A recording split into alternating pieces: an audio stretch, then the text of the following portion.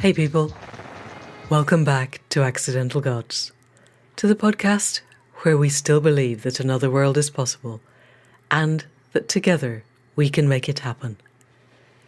I'm Amanda Scott, your host at this place on the web where art meets activism, politics meets philosophy, and science meets spirituality, all in the service of conscious evolution and increasingly in the service of finding a way through to a flourishing future that we would be proud to leave to the generations that come after us. And with that in mind, my guest this week is Sarah Corbett, founder of the Craftivist Collective, which, as you will hear, pretty much does what it says on the tin. It's a group of crafters who are also activists. But this is not the XR style of activism. This is a very gentle, focused, strategic kind of activism that makes the most of empathy and creativity and finding ways to connect with people so that they are able to listen to the points that we're trying to make. I will let Sarah explain this in far more detail. So people of the podcast, please do welcome Sarah Corbett.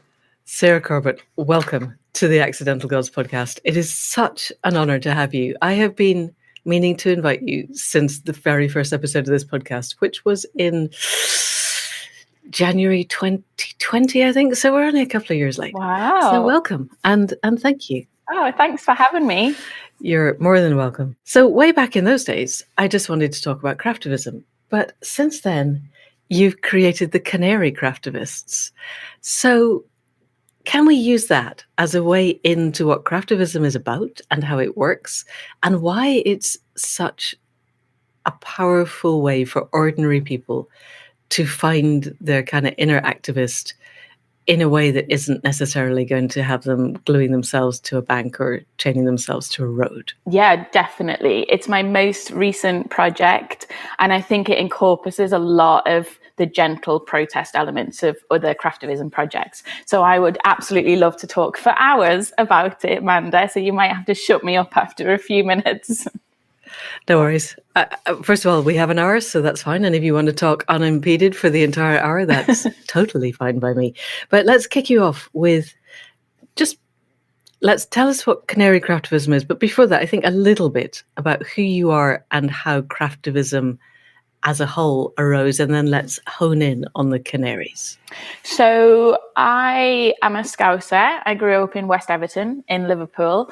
My dad is still the local vicar. My mum was a nurse and then full-time mum and community worker. And now she's a councillor and has just been elected deputy mayor of Liverpool City Council. Fantastic. So I grew up very much surrounded by seeing local injustice on our doorstep. So in the 80s, we had a Thatcher government and a very militant council, if some listeners might know of. Lots of really bad housing, high unemployment, illiteracy, taboo issues, huge amount of issues, and then grew up with drugs and gangs happening, and now we have fuel poverty and food poverty, and very much saw inequality on our doorstep. And my parents were involved in community action on local issues, national issues, and global issues like South Africa apartheid. And I went to South Africa when I was 8. It was the only sabbatical that my dad took, and squatted aged 3 in social housing to save them, and we saved them, and they are still standing. Yay. And did lots of campaigning as a kid when I was little, and didn't have couldn't say yes or no.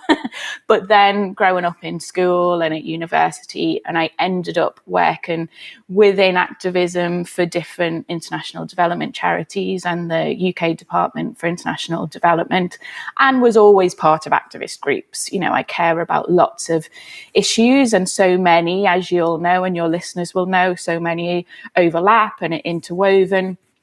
So I really care about inequality and wanting everyone to be equal, and about helping our world flourish and be a healthy, happy, harmonious place. I grew up in that environment, seeing where activism could work, where it doesn't work. And I think what makes me quite different, I'm 38 now, but still always learning, what makes me quite different to some of the activists I know and work with and people who don't do activism, which is who I target, is a lot of them don't realize that those quiet, uncomfortable conversations with power holders and unusual allies behind the scenes are just as important and impactful as the big demonstrations outside an embassy or the marches or the, popular things to click on Twitter. You need so many different ways of doing activism. And that's, probably why I ended up doing the strange work that I do. So I always say craftivism, people need to see a little bit like the word punk. When you think of punk music, Mandy, I think of all of these different bands that sound completely different, from individuals to groups from all over the world, but they're all under that umbrella of punk. And craftivism, I think you need to see in the same way. It was coined in 2003 by an American lady called Betsy Grier, who's a knitter and also did a sociology master's at Goldsmiths in London, and said that there was definitely the personal is political and there's activism within these knitting groups that she was part of. And she meant activism. She talks about it as people make doing and mending, people talking about politics within a group. And I, in 2008, Googled the words craft and activism because I was cross-stitching on a train to Glasgow for my job. And I was getting travel sick on the Pendolino tilting train, so I couldn't do my work. And I immediately noticed that cross-stitching slowed me down because you can't separate your thread too fast. It calmed me down because the repetitive hand actions of doing these little crosses in a gentle way so you don't break the thread or make a knot helped my breath regulate. And it made me mindful in a way that I hadn't ever been mindful before of how shaky my hands were, how tight my shoulders were. And a lovely older couple opposite me on the train asked me what I was doing. And with the activist in me, I immediately thought, damn, if only I was cross-stitching a quote by Gandhi about inequality, we could talk about it. But isn't it interesting that not only are people asking me what I'm doing, which could open up a way of doing activism differently and not forcing it on people, but the time on my own doing repetitive hand actions gave me the comfort of craft to not go into a downward spiral of despair about, inequality and injustice in the world. But it gave me the comfort to ask myself really uncomfortable questions about, when am I being an effective activist? Am I burning out because I'm an introvert? Can we do activism in a gentle way without it being weak and without it being polarizing? And it gave me this action to use my head, hands, and heart together. So I Googled craft and activism. The word existed, but there wasn't any projects. So I emailed Betsy and said, I think there's something in this. Can I come up with my own projects and use the word? And that was in 2008. And then since then, over a decade later, I've been tinkering of where craft can be helpful in activism and where it's not, and which audiences can get the most impact from it and in what ways. So there's lots of ways you can do craftivism, but I think the most effective way, if you really want to change hearts and minds and policies and laws, which I'm proud to say we have helped have an impact on, is by using it in a gentle way, not in a passive or weak way, but in a way that's strategic, that's thoughtful, that's mindful for the maker, that's uses your critical thinking in the process, but also is very careful in terms of its strategy. Who are you making these objects for? How can they be catalysts for conversation and connection with power holders, and not just making lots of things because you love to make things, putting them out in the world and going, I've done my bit. I think it could be way more effective if it's more done in a more slower, thoughtful way.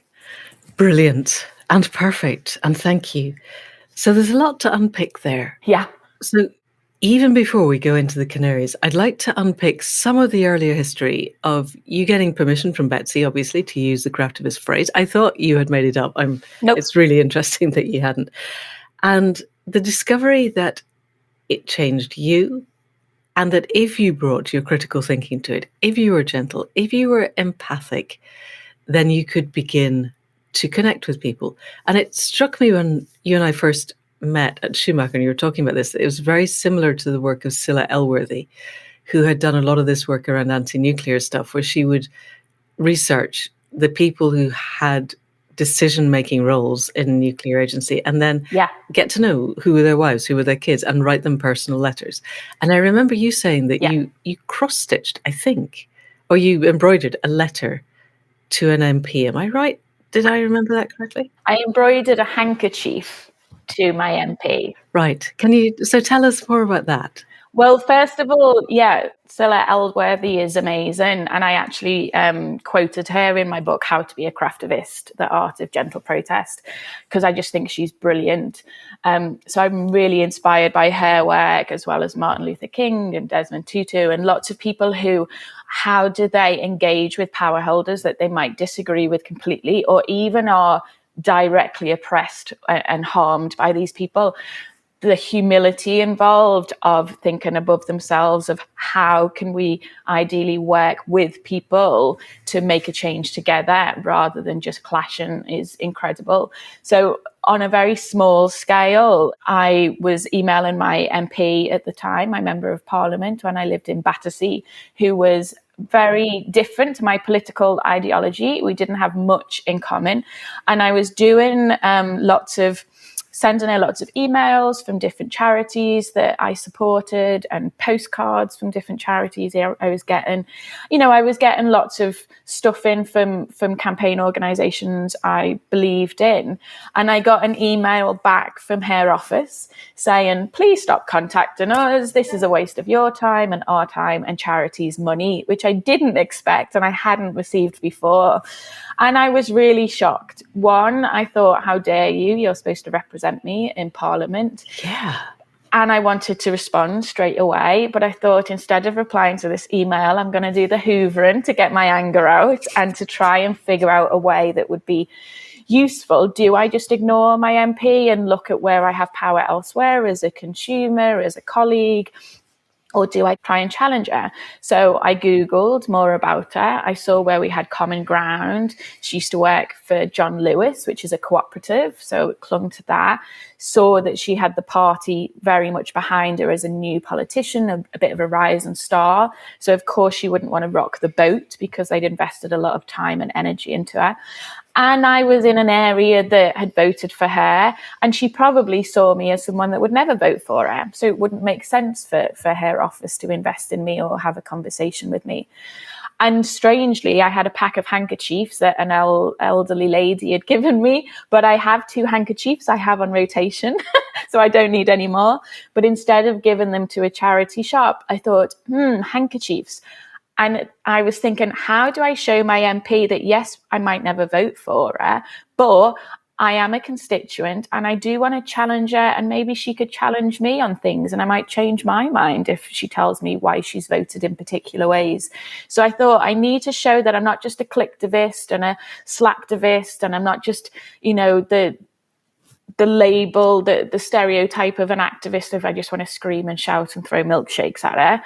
So I did the hoovering and had these handkerchiefs on, the side of my eye line. And I thought, hankies, blow it, don't blow it.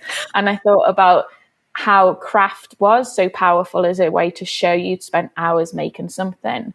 So I wrote a message and I got my parents to check it, who are really good sounding boards, which was a letter in a way. It said, "Dear my MP, I know being an MP is a really difficult job and a really impressive one with lots of responsibility and lots of influence. I really want to encourage you not to blow it, but use your power for good to help our world flourish and help our community, fulfill its potential. Yours in hope." My signature, my name, and my postcode.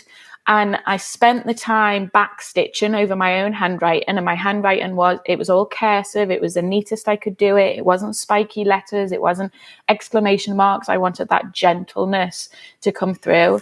And every time I stitched over it, and it did take a number of hours in different sessions, I thought, if I was her, how would I feel receiving this? How am I going to send it to her? Am I going to post it to her? Am I going to put it in a box? Am I going to hand deliver it?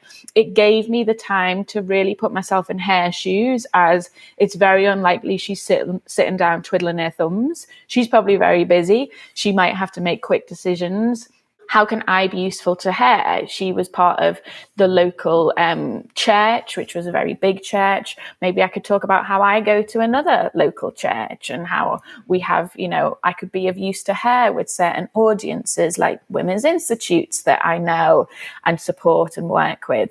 So I was trying to not only empathize with her workload, but also think about her perspective on politics, how I could be beneficial for her in some of her work where we agree, and see her as a human being. And then I went and asked for a meeting, which as a constituent, they should offer you a meeting. So they gave me the earliest time on a Saturday morning in the local library, which was a bit annoying. And I decided to go in with my hanky and say, "Hi, Jane, you don't know me. I've been sending some campaign cards to your office with your very busy staff, and I'd just love to get to know you. I'm new to the area. You're new to the area. I want to know what makes you tick. And I've made you this hanky as a way to encourage you in your role."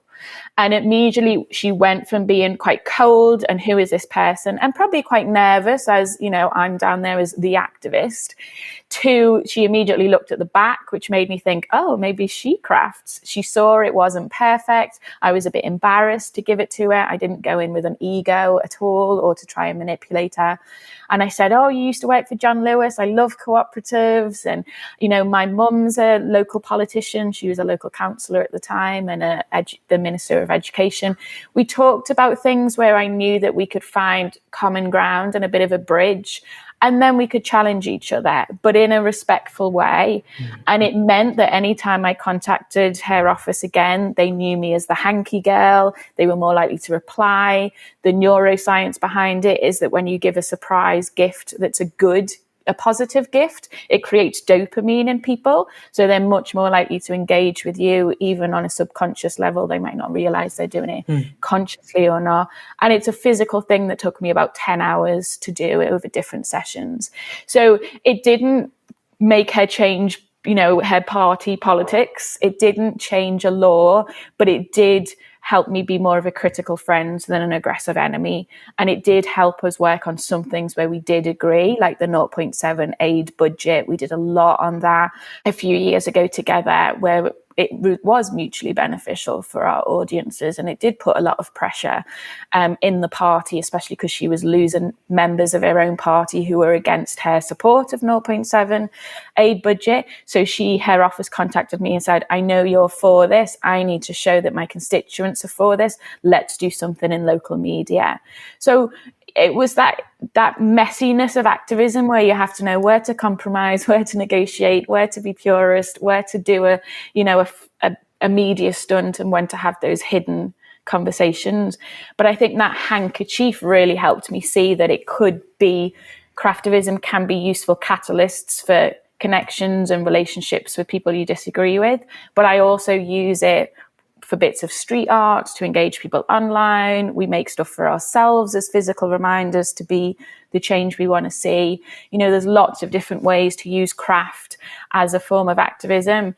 And there's lots of bad ways. You could crochet a voodoo doll of a particular dictator in the world. Let's not go there. But I think it's important to acknowledge that. So that is craftivism. Yes, okay. And I'd say that's more harmful than helpful. And it focuses on personality, not policy. And it's divisive and polarizing. Yet there's still the simple version of any craft with activism is gentle is not true. And I think we really need to use the process to challenge ourselves to be gentle and loving and strategic, and not be led by our love of craft, which is much easier to do and more fun, but less fulfilling. Yes. So gentle and loving and strategic. And we are definitely going to get onto the Canaries very shortly. But I'm also remembering a story about Marks and Spencer's that did result in actual policy change. Yeah. And it also seemed to me that was an occasion where you were able to bring in basically little old ladies, the kind of people who were definitely not going to be marching up and down with banners or doing the kind of obviously vocal, shouty, aggressive, confrontational activism. But you were able to set up something that was a hybrid between street theatre and the gentle strategic activism. Can you tell us a little bit about that? And then I promise we'll get to the Canaries. Yeah. So So I learned through doing. I read a huge amount of books on neuroscience and psychology and crafts, but, to be an effective craftivist and an effective activist, you just need to have a go at stuff and learn from your mistakes and tweak things. So I learned from my handkerchief to my MP that was useful. And I got an email from the CEO of Share Action, who do shareholder activism, which is a really clever way of doing activism. You buy a share in a company, you go to the AGM, you ask a question, you get to vote. It's really clever and it fits in with my gentle protest ethos. And she had read my little book of Craftivism, which is a little booklet before I wrote the yellow book, How to be a Craftivist. And she said for 3 years, they'd been trying to get one meeting with the CEO of Marks and Spencer's and to discuss becoming a living wage employer, because they were paying minimum wage, not the living wage, to the majority of their staff on the front lines in the shops, and they got nowhere. And she said, I've read your little book. It's very odd. We've tried all the traditional activism and we don't seem to be getting anywhere. You've got 5 weeks before the next AGM. What do you think we could do? So I thought, it would be quite attractive for me to come up with a brand new project because it'll be fun and I like creating new things. But I had to eat some humble pie and think, okay, let's not start from my love of craft and love of creating ideas. Let's start from, why is this CEO not engaging? He doesn't, and what forms of activism have they tried that hasn't worked? And let's now go with a new form. So if they tried all the traditional of lots of petition cards, demonstrations, performative activism outside, why don't I try a more intimate form of activism? So I decided to buy 24 handkerchiefs from Marks and Spencer's to show that we were customers, not boycotters. I gave them to 24 craftivists across the UK. I have craftivists in the collective all over the world, but this was focused on the UK. And I picked people who either looked like or were core customers of M&S, because I know they'll listen to them more than people who don't look like their core customer base. And then I gave them all one power holder to focus on making a hanky for them. So we have 14 board members. The CEO is one of the 14 board members. He has to listen to the board members more than anyone else. So that's why we focused on them. But I also focused on 5 of the chief investment officers of the biggest shareholding companies of M&S, because that's going to scare the CEO and the board as well. And I also picked 5 of their celebrity models. That was a few years ago, because I thought that might help. It didn't, but you live and learn. But what was really powerful was I said to my craftivists, I've given you your hankies from M&S. I want you to Google everything about the person I've given you. So if they're a board member, are they really loud and flamboyant and extrovert? Are they quite shy and nervous? Look on LinkedIn. What's their route to their board position? Is it through tech? Is it through the company itself? What board position are they on? Is it the chief investment officer, chief finance officer, or is it the CEO, or is it the merchandise person? What colours do they wear? Are they online a lot and really active? Are they not? How old are they? Really try and understand them as a human being and not just as a board member. And then find a quote from someone that you think they would admire, and find a quote that's timeless from that person they admire about being a positive change in the world. And also use symbolism and colours that you think they'd like. So one handkerchief, we had a quote from Anita Roddick about how, being ethical is good for business. And it had flowers all over it because that board member was a female working in business. We had one that was a quote, one of the board members was Sikh, so we had a lovely thing linked to his faith. We had another quote from someone a musician, because we found out the board member was a board member for a philharmonic hall as well, so clearly liked music, and they had musical notes drawn all over their handkerchief. And we boxed them up, we wrapped them up so you couldn't see each other's. We wrote handwritten letters, and I did a template with Share Action to say, as customers, we love your staff, we love your products, and made it link personally about whether your grandmother also loved them. So we had lots of personal elements in the letter. So therefore, we're shocked and sad that you don't pay the living wage, because not only does it make sense in terms of business and staff retention and productivity and reputation, but it also makes moral sense as well. So we had it so it wasn't manipulative. It used Marshall Rosenberg's nonviolent communication, open questions, very positive. But it did end with, we think this is something that you could do and pioneer and be the leading company that does it. So a little bit of ego in there. And we would love you to have a meeting with Share Action and the Living Wage Foundation to discuss becoming a living wage employer. So we tried to cover all the bases of what we thought they might react against. And we hand wrote the letters and we hand delivered them at the AGM at the side after we said, could we give you some gifts? Not on a big display saying, look at us. So it was not performative at all. It was very quiet. We went as shareholders or proxy shareholders. And immediately the board went from being quite, nervous and a bit confused to the chair of the board said, yep, we'll have a meeting. And we had meetings over the next 10 months that did not involve craft, that were heated, where they would push back and then we would come with a counterpoint. And then I got people to make Christmas cards to the CEO saying, all we want for Christmas is the living wage, in a really nice way, not in a disrespectful way. And then Valentine's Day cards saying, please show your love to your brilliant staff and offer the living wage. And then just before the next AGM, they announced to the media that they were paying the level of the living wage to all of their staff. They're not a living wage employer, accredited one, but we went back to the AGM to say, well done you, not well done us, which I think is important for activists to remember. And what was fascinating was the board members were searching for us. They were like, oh, we wanted to say thank you for this and thank you for that, because we built that respect and we'd done it in a gentle way where it was about them and how we could help them do something good. And what was fascinating was we had, board members come up to us one-to-one saying, okay, my hanky is now in the archive museum of Marks and Spencer's in Leeds, and the only objects that go in the archive is stuff that has changed our history. And we had one board member saying they had to go home and their son, who was 8, said, well, what's the living wage? What's this? And they had to explain what the living wage was, which I'm sure probably had far more impact in terms of gentle protest than maybe even the handkerchief, but the handkerchief was the catalyst. And the chair of the board took me aside, which he did not have to do at all, and said it was the most powerful campaign they'd experienced because it was so unusual, it was so humble. Every handkerchief was so unique and had its own intimate interaction with us as craftivists.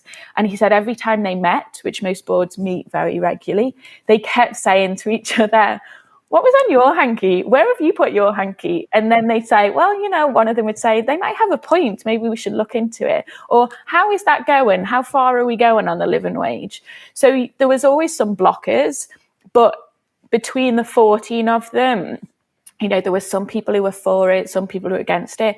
But by having these bespoke, humbly made, handmade objects that were physical, that were not red and black in capital letters, that were not performative, that were very much a tool to serve them and try and encourage them to, have a really positive legacy personally and as an organization. And that we kept nudging them throughout the 10 months. Yeah. It's all of those elements. It's not just the craft. It's not just the color. It's not just the font. It's all of those elements that I think shows that craft does have a role to play in activism and should be part of the toolkit, not to replace other forms of activism, but at certain times in contexts with different people, it can be really helpful. Magic. Thank you. Yes. And I think that's important. Time and context, and everything that you said about humility, about it, making it about the people themselves and keeping on nudging them. All of the neuropsychology of that completely works. So, and the thing that I wonder, looking at the world around us now, is whether it works best with people who don't have a political structure behind them. So your MP was a new MP, and I've read Isabel Harding's book, Why We Get the Wrong Politicians, which is genuinely terrifying. The process of becoming a politician is designed to dehumanize people. Yeah. If you cross all the thresholds and you actually get elected, the process of doing that is basically, with a few obvious and honourable exceptions of Caroline Lucas and Jeremy Corbyn and one or two others, it's designed to turn you into a party machine. And therefore, to be, however susceptible you might be on a human level, you get back into Westminster and the party machine takes over, which, if I have understood correctly, is one of the reasons they were so desperate to get people back in when COVID had sent people home and they were becoming human again in their own homes and ceasing to be the bots, basically.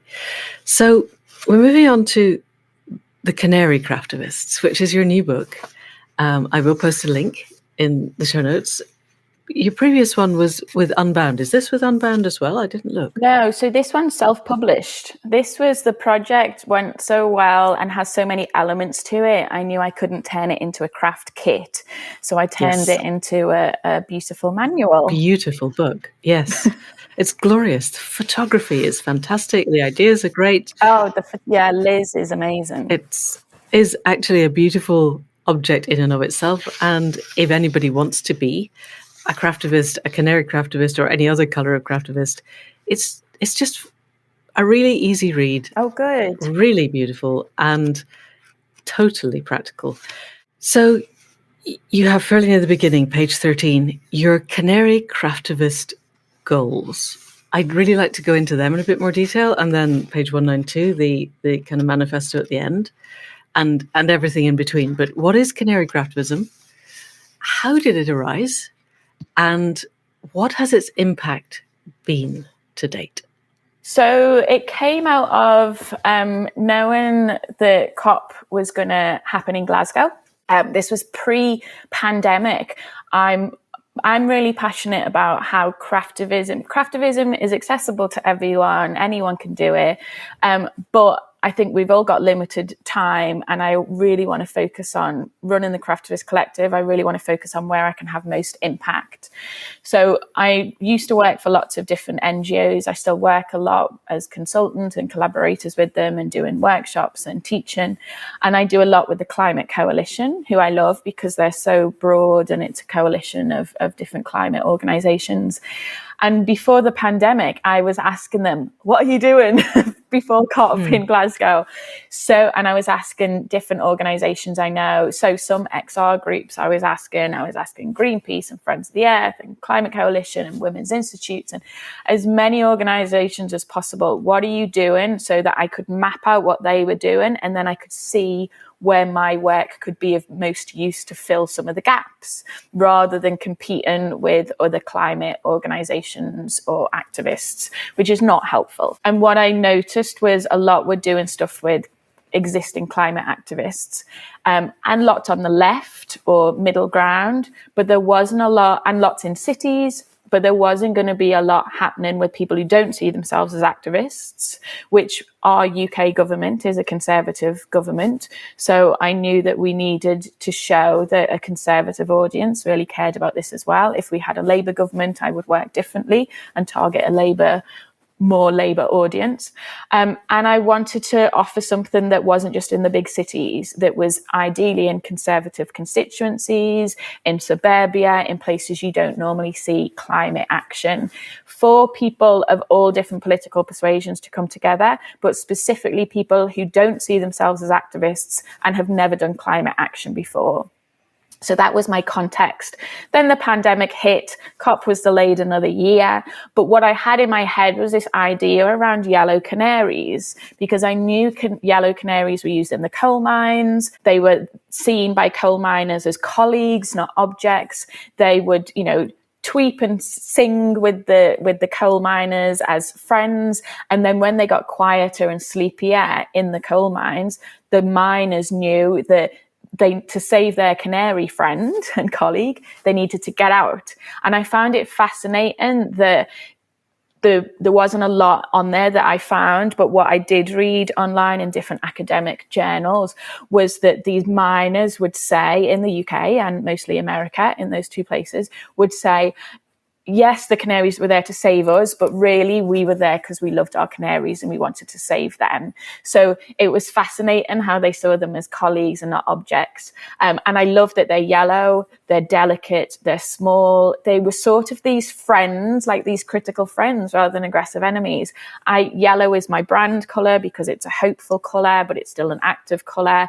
The canaries being small and delicate really connected with me and my audience.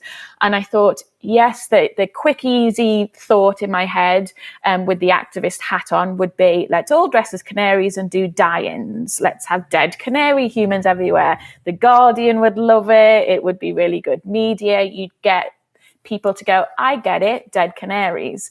So I was really nervous to keep going with this canary idea because all I thought was, I always think the worst and work backwards. So I just thought, I don't want to scare people so much about the end of the world is near that it makes them disempowered rather than empowered.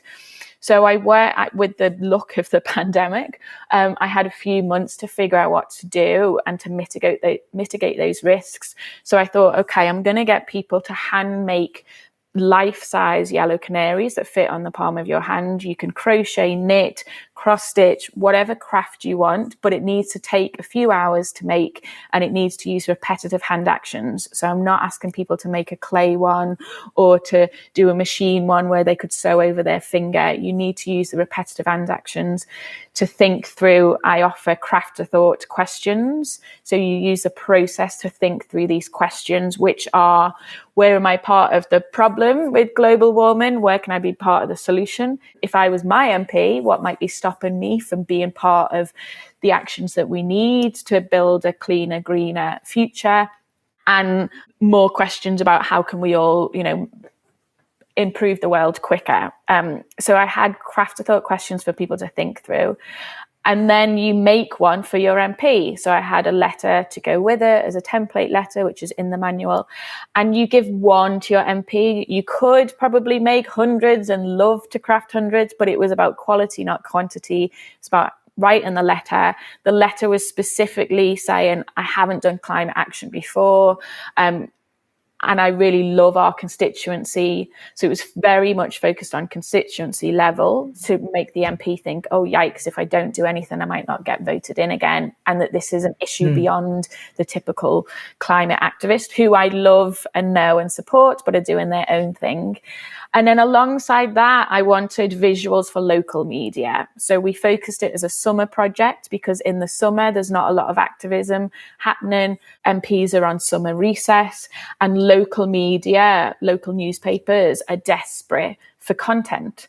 So I thought, and it's a lovely time of year with the pandemic, people were nervous of being indoors in small groups.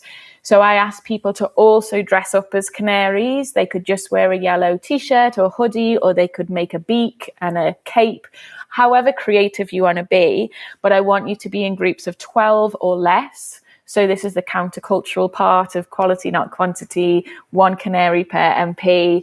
Even if you could get 50 people, focus on 12 people or less. So you're more likely to get people involved who are anxious of big crowds, introverts. You're not going to create division within the community where you're taking up too much space. And I said, find an area in your constituency that most people really love and are proud of. So is it on the hill overlooking Norwich? Is it, I took my group to Hampstead Heath overlooking the city of London. We had some near a beautiful lake that they want to protect from global warming in a certain area. So really look at where do you love that isn't divisive, and take a beautiful picture of you 12 sitting there and crafting or chatting, completely silent or chatting quietly, so you're not in the way of people, you're not being disruptive. You can have a picnic if you want, or craft, or just take your picture and leave. But it's a beautiful image to intrigue readers in the local paper. And then we had a press release template where people put in their quotes saying why I love our area and I want it to flourish as a grandmother, or I love our area because I love swimming in our local pond, or some stuff that isn't divisive, that is really trying to focus on that common, the common causes and how we all want to make our world better, but very localized. And those elements of making a gift for your MP with a letter, having your flock come together for your photograph for the local media. we had those elements. And then I said to, I mean, this might be strange for some of your listeners, I said to XR group, Extinction Rebellion groups, and other activist groups I know, and climate active groups I know and I support behind the scenes a lot, I contacted them all and had lots of phone calls before I launched the campaign in June and said, please don't retweet this and share this with your audience. This isn't for you. This is specifically for people who've never done climate action before, who are nervous of activism. And if they see that you're doing it, they might not do it. So for the greater good, please do not share this. Or if people start sharing it, say, this isn't for us.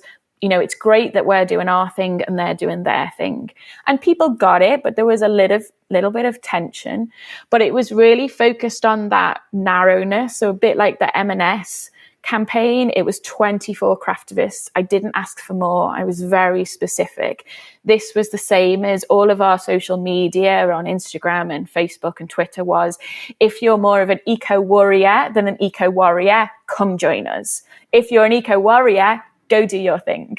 So it was really trying to be specific and clear.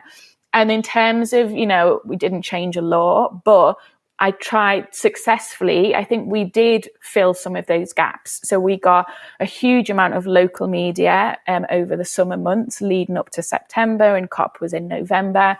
We got over 100 flocks together in the UK with members who'd never been part of climate activism or activism before. We had hundreds of people send canaries to their MP and got lots of responses back publicly and privately from politicians. So we have there's images that I can see you're looking at in the manual of some politicians having photos that they tweeted out saying, my canary Alan is on my desk, or ours is hanging in our office here. So quite indirect impact rather than changing a certain law. But the focus of the campaign was to show that it's not just your typical lefty climate activist who cares about global warming and what the government's doing. Yeah. It's everyone. And it was a catalyst to then keep a relationship with your MP and keep a relationship with your flock. So we have one flock in the manual, which is 3 generations of one family, all very differently, all have very different political perspectives and are part of different political parties, but they came together with this common cause, which makes it even more powerful for the local media and for the local politician, and to engage other families to say, okay, maybe we can come together on this issue.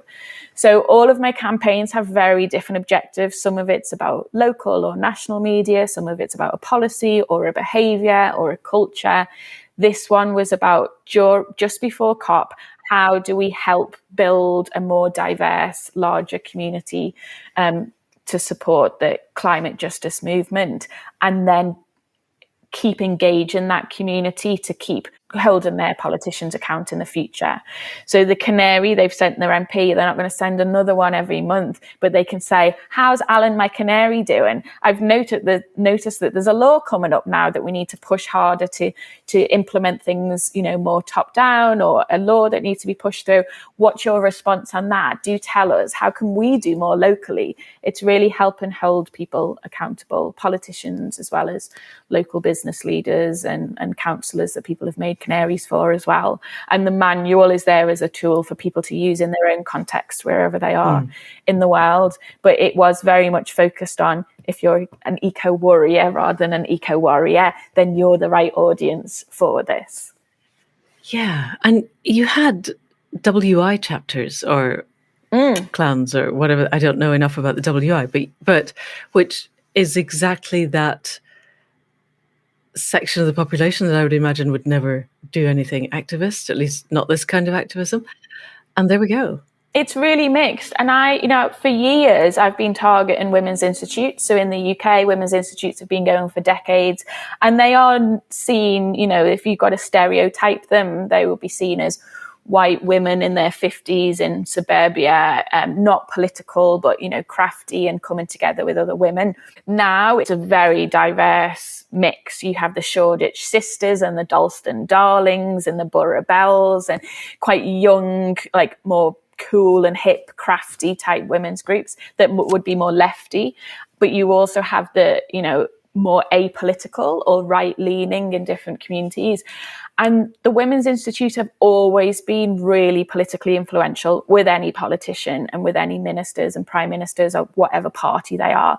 So for over a decade, I knew that one, the craft would hook them in, but they also get asked all the time by national charities and local charities to get involved in their campaigns. So there's a lot of competition there. Right. So very gently, I'd been saying, this could be something for you. And I launched the campaign 1st of June, knowing that I'd need a few months for them to get involved because they're asked to do so much. But I targeted some WIs and not others. And I targeted the ones that are in the manual who hadn't done climate action before. Some have. So one group, which is the Cardiff, Birchwood WI, which is around the Cardiff area in Wales. I went to Wales, I went to Cardiff to meet with that group to get some beautiful photographs of them outside the castle and to engage other WIs. And they'd never done climate action before. And were very nervous too, because they didn't want to put their head above the parapet. They didn't want to be seen possibly as lefty if they weren't, which sometimes activists are naturally seen that way. And it was incredible. It got lots of media in Wales and in Cardiff. We're now going to get a feature in WI Life magazine. They're going to do a whole feature about the manual to engage more people to take part. And there's an incredible image in there of two grandmothers who are part of the WI with their granddaughter. And they came to the castle with their lovely little granddaughter, who I think is probably about 6 in that image, Randa. And they said they'd never done climate activism or activism before, but they're worried about their granddaughter and they wanted to do something that would support her, but wouldn't be divisive, wouldn't be hateful, wouldn't scare their granddaughter or make them feel like, quite nervous about what they were doing. So it was really about, targeting those audiences and trying to say to some climate groups, there's enough other things for you to do. You don't have to join this action. Yeah. And that was so prescient.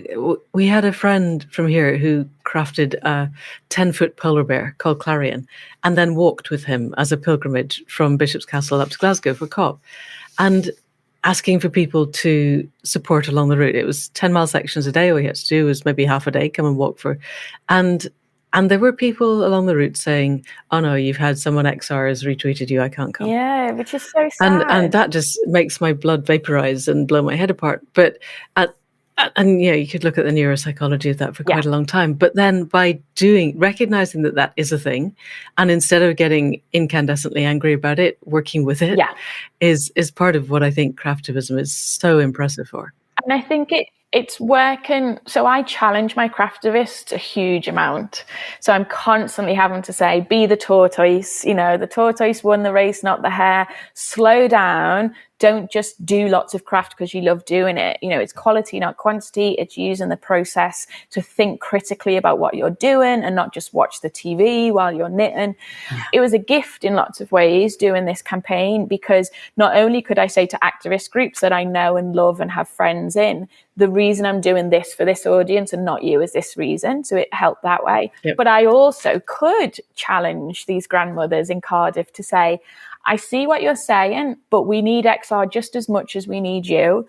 We need politicians. We need to work with politicians just as much as try and, campaign against them. We also, you might completely disagree with the House of Lords system.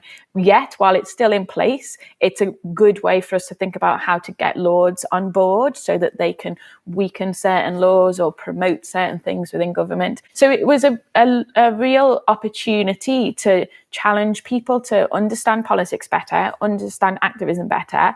I mean, I was saying recently to quite a few heads of campaigns of big charities have bought the manual and they're not copying it and they know not to copy it, but they're sharing it with their staff to say, let's not forget about introverts. Let's not forget about apolitical people or people on a different side that aren't our normal supporters. And what I was saying to him was that it was a great opportunity as well, that nearly everyone that I got to make a canary for their MP didn't really understand what role their MP had, how they could ask for me to meet them, and that's what their MP should offer them. Some of them said, now I'm going to make canaries for all of the other surrounding MPs, and I had to say, you can't. They don't have to reply to you because you're not a constituent. It really is more powerful if you can find a local constituent for them and get them on board. And ideally someone who's never done activism before. And please don't make lots for Boris Johnson, because he doesn't have to respond and he's got so much in his office, he's unlikely to. And please don't make one for Alok Sharma. But because people had these great intentions and were DMing me on Instagram and emailing me saying, we loved this, we're going to make more and we're going to hang them all over the local community, I could say, this is how politics works in a non-patronizing way. This could work if you're hanging it up in your local church or your local community centre, if you've got a clear tag on there saying what actions people can take. But don't just litter. Don't just but make stuff that could end up in a landfill, or that people have no idea what your canary is about. Like, let's take a step back. And people would get a bit annoyed with me and say, oh, I'm just trying to do something good, or I just wanted to do something with my love of craft. And I could say, and I love that, but let's slow down and focus on the craft is to serve the cause, not as the taskmaster. And my 10-point manifesto says that, craft is the tool, not the taskmaster. Yeah. So not only did it help engage in local media and engage politicians and lots of conservative politicians, which was the focus, it was such a great gift to help people see what power they have as a constituent, what power they have in their community, how they might slip into, ego or focusing on the fun element of crafting, and how they need to challenge themselves on that. I see that as like a long-term impact just as much as the short term. And I didn't go to COP. I specifically didn't do anything at Glasgow because we couldn't afford it, and it wasn't strategic, and there was lots of other stuff happening there. So I got, very high up people in the charity sector saying, what are you going to do at COP? And I'd say to them, we're not there for a reason. We're doing all this stuff in the summer because nothing's happening in the summer.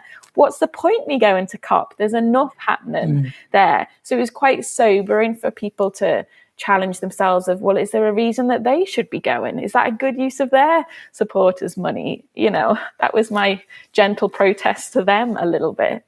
Yeah, and that seems to me really quite crucial to what you're doing. The quality, not quantity. Let's not litter the world with yellow canaries that don't mean anything to anybody. But let's really target and then connect with the people who can actually make a difference.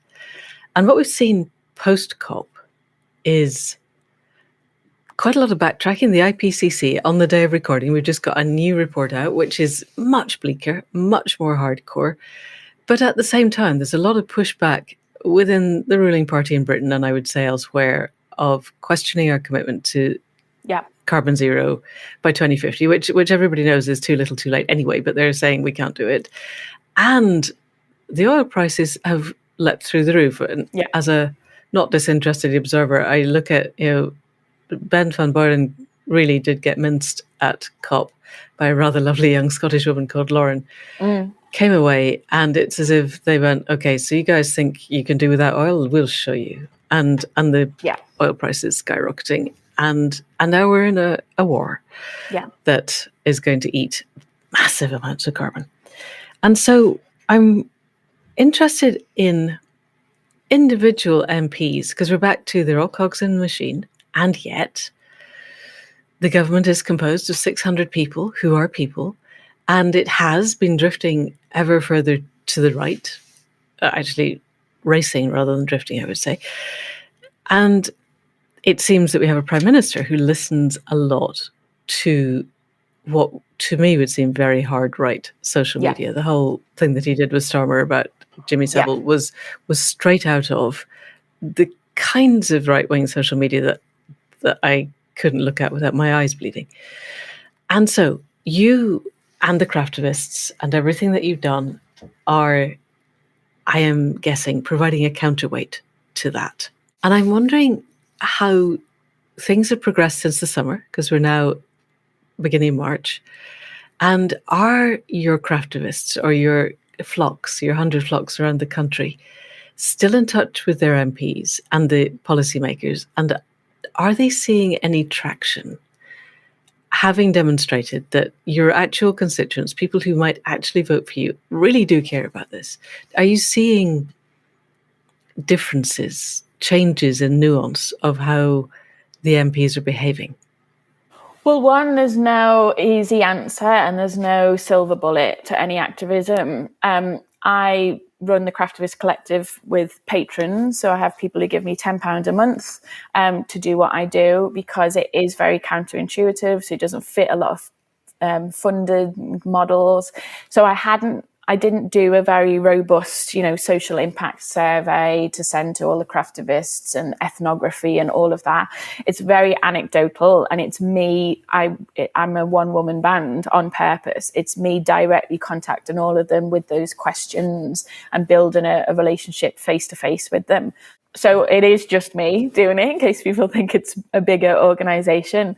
And I said from the beginning, your canary and your flock is a catalyst, not a conclusion. It's the start, not the end. I always linked it in with the Climate Coalition from the beginning, knowing that as a one-woman band, I need to not burn out. I also have a handbook to write at the moment, so I have to have very limited time. So I always said, join the Climate Coalition, see what they're doing. There will be a time during Valentine's Day with the Show the Love campaign to nudge your MPs to say, how are you showing your love to us as constituents and to the world, to keep holding them account? And it's been very different. So you'll see on our social media and on our blog and in the manual on purpose, I've been very honest with the responses we've got from MPs and from craftivists. So some craftivists have said, I still haven't had a reply from my MP, or my MP went, yeah, I don't really care, we're doing what we need to do. But a lot of them have said, oh my word, I've never received a gift like this before. Me and my team love it. We've got it on our desk to encourage us. Some of that will be greenwashing and good washing. And I've said to the craftivists, whose MP that is, look on the websites of what they're voting for and hold them account as that critical friend, so that they know they can't get away with it. But others are really struggling, and sometimes within a party, if they're conservative, they're going against the grain and against the whip and need a lot of support. So they do need their constituents to keep being public about things, to say, look, my constituents need this, my hands are tied. And there'll be other ones, like you've mentioned, Caroline, Lucas, and others, that feel like a lone voice, and it encourages them to keep going. So there's no easy answer to, I think the more you can try and do something, where you've thought through the strategy, but you also have to let go a little bit, because soon as you turn craftivism into, I'm going to give you this handmade gift if you vote on X, you've changed the whole dynamic. So I'm very honest with craftivists to say, this isn't just do this one fun thing and the world will be fixed. This is for you to engage deeply and invest in. Your crafter thoughts might come up of, oh crap, I need to change my pension provider, or what shares I have in particular companies. I need to... my bank. Or I need to look at how I should have renewable energy in my home, and can I afford it? Like, it's just as much about changing the craftivist and their community as the politician. And that's where it's messy. And I get frustrated where people say, well, look, this activism is problematic and that activism is problematic, and all politicians are corrupt, or the whole political system is awful. Yeah, but there's a privilege of doing nothing, and we don't have that privilege. So we have to work in the muck. My mum is deputy mayor, was a cabinet member for decades. She works within a horrible, mucky system, and she does her best, and it's not going to be perfect, but it's that whole thing of, moving the eye and the arc of justice. You do your best knowing that you're not burning out, that you're trying to have the most impact you can, and then you have to let go. What I don't want is for people to wait for a silver bullet and for something perfect. I work a lot with people behind the scenes, with business leaders and politicians and their staff, who I would disagree with them on 70% of things, But there'll be 10% where I feel like I can really nudge them in that gentle way.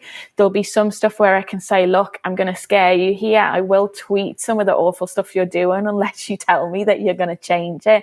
So there's, it's being that critical friend and being aware that the world is mucky, but you've got to get in the muck and just do some stuff. And what I think the Canary Project reminded me is we got 100 groups, 100 flocks happening. So a few hundred people across, a population in the UK of millions. I had a budget of £10,000, which is tiny for what we delivered, because of the help of my patrons to do it and to pay for the photographer and people that should be paid. But we got stuff, we just did stuff. And the more you do stuff than talk about it, you'd be surprised at how it'll get picked up by media and social media, because the majority of people aren't doing stuff. They're talking about what to do, or they're talking about what's the silver bullet, how do we change the political system. We need to have those chats, but I'd quite like listeners here to be crafting a canary while they're listening to this podcast, or to be thinking about, can I write that handwritten letter to my MP and see what it teaches me and what journey this takes me on?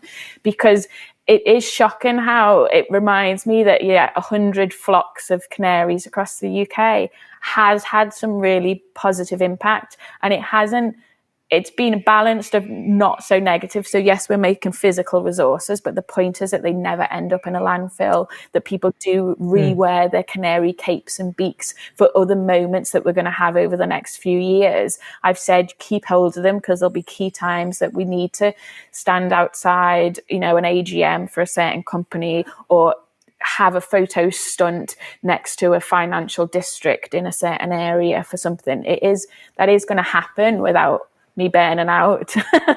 But it is that we need to see it as we need every angle covered. I need my mum as a politician. I need my sister doing her amazing social work. I need my brother, who's a civil servant, trying to do what he can within a very restricted space. And my dad being a brilliant vicar. All of us are trying to make social impact in different ways. And it's all having impact in different ways. And I think we just need to get stuff done. Yes. Totally. So we're heading for the end.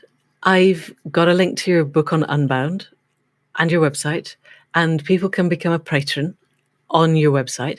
If they also do want to be crafting a canary or do something craftivist, will they find ways to join a flock or set up a flock on your website as well? And is there anything else that you would like to point people to so that they can become involved in something that's gentle and has huge energetic integrity? I think it seems to me that that's a really important part, is that the energy people put into what they're doing, if they follow your guidelines, has its own integrity that has to come through and bring integrity into a system that is designed really to wring the integrity out of people. So you've got to be feeding in something good. So if people want to do that, how would they best do it? So the best place is to go to our website, which is craftivist-collective.com, and it has everything there on the homepage. I created the manual as a physical manual rather than a digital one, because the way our brains work is we engage much better in 2 or more senses.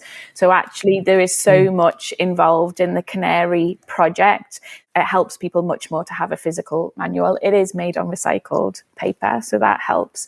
But I'd say, go on the website, have a look at all the free online resources we've got. So the manifesto is super helpful. We've got some videos on there. And then I'd grab a copy of the manual. It might be that you decide you don't want to join a local flock. It explains how to do that in the manual. It might be that it actually just inspires you on your own project in a different context. But I think the manual is a really good place to start, of learning the theory and the practice and the case studies, and then thinking for yourself, how can I use this in my context where I have power? Who do I have power with? What time do I have? What energy do I have? And where you can start from where you're at. But don't just sit hoping to be something perfect will come up on your lap. You've just got to start making and then unpicking. And like you said, thread your values through everything that you do. Yay. That feels like a really wonderful and beautiful place to end. So, Sarah Corbett of the Craftivist Collective, thank you so much for coming on to the Accidental Gods podcast. Well, I hope it was helpful for your listeners, Manda. And if anyone's got any questions, you can find me on email and social media to keep the conversation going. And I hope you all, keep trying things out and, we learn from doing. And that's it for another week. Enormous thanks to Sarah for the clarity of her thinking. I am always so impressed with the way that she brings genuinely strategic thinking to very large problems and is able then to hone in on what will work. And if you're the kind of person who has been wondering what you can do and not wanting to be part of Extinction Rebellion or the other more extrovert activism, then definitely I would recommend that you head over to Sarah's site and see how you can become part of the movement that she is catalysing. Every single step that moves in the right direction helps us to shift on a larger scale. And there are so many things we can do. You can support her financially. You can become a craftivist. You can do both. Or you can begin to build groups in your area that bring people together across the divides that are being created to make sure that we don't connect to each other. Because the more people that we can connect from as diverse backgrounds as possible, the more likely we are to be able to move towards change. So that's your task for this week.